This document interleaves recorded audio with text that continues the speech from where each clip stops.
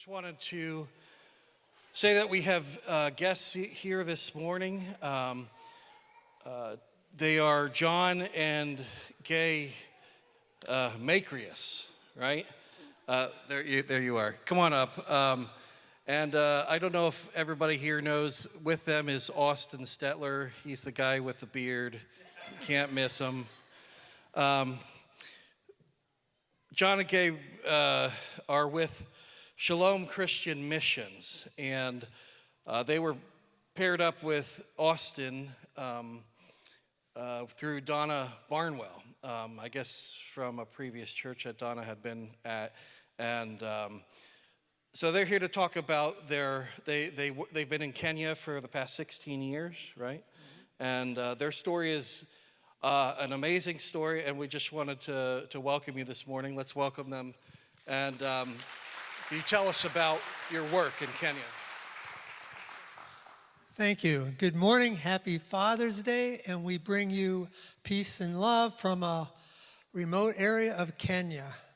My name is John, my wife Gay, and our ministry partner Austin. We're getting excited because we're soon heading back to Kenya to minister to the children there. But a little bit about who we are. We're Shalom Christian Missions. We have birthed and managed a children's center in a rural part of Kenya called New Beginnings. So we're in a rural part where we say the running waters when the donkeys that are carrying it decide to trot.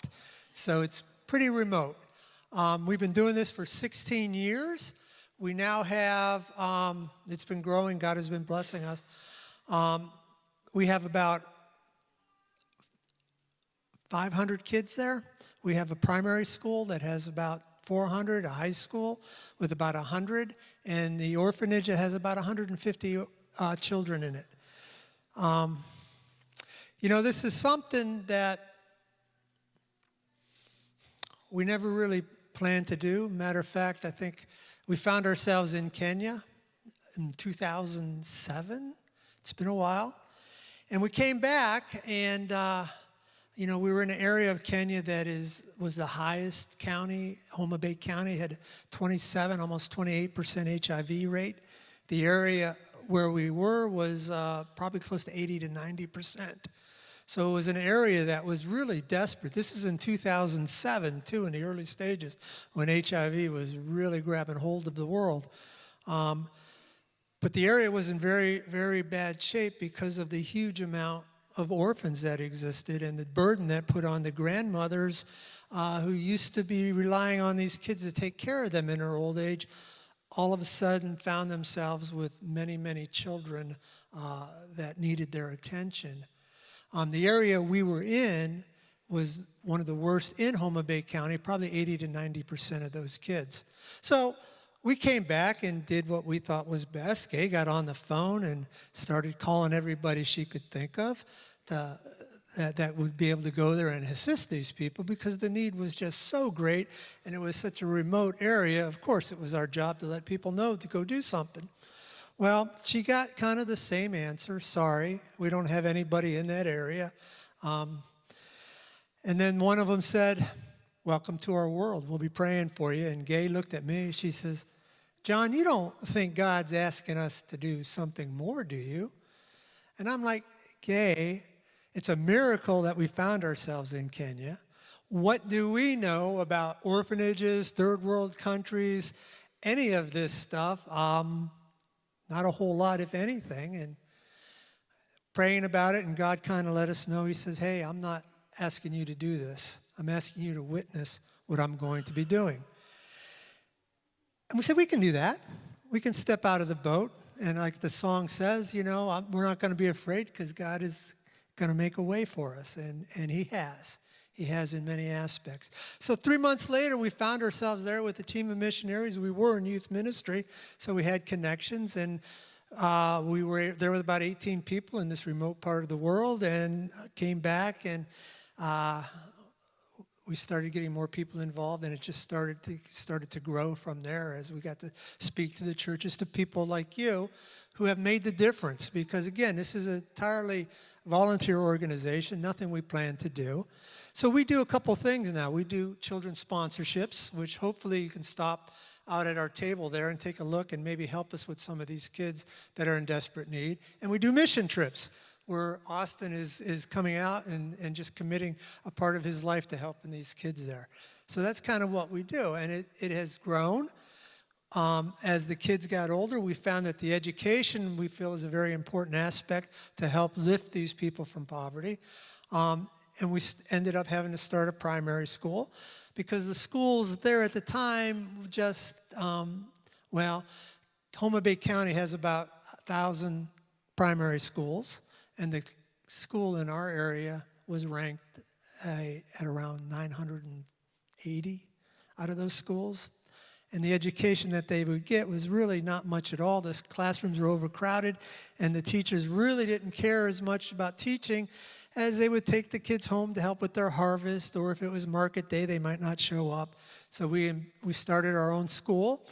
And to give you just some idea, our school, when they were rating, was up to, I think, was it 82 or 62? We were pretty high on the scale, so we were making a difference. And we were excited as heck because the local school needed to compete with us, and they started doing a better job too. Well, as those kids graduated, we needed to send them to secondary school because most of those kids and their fathers and families had never even gone to secondary school. Most hadn't even gone to primary school. But we started graduating them in 8th grade, and we had to birth our own high school, which we have about 100. And God has really been blessing us as we've been getting it more and more under control. 5 years ago, they had one kid in the community that qualified for university, and he was like a local celebrity. He was like a hero. This last year, we had 14 out of 22 graduates qualify for university.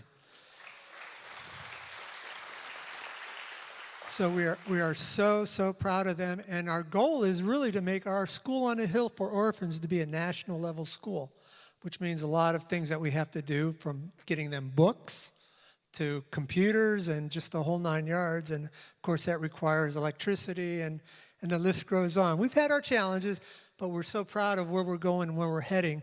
We've also had another major thing. I could talk, I think, forever up here, but we've kind of changed our philosophy. We've gone to, those that might be in the business world have heard of an EOS management system, where we do a team group. We've eliminated the idea of a director and created a team approach, and we set our long-term goals and broken them down to a 90-day world where we set to-do lists, and that way we can get more accountability and more involvement.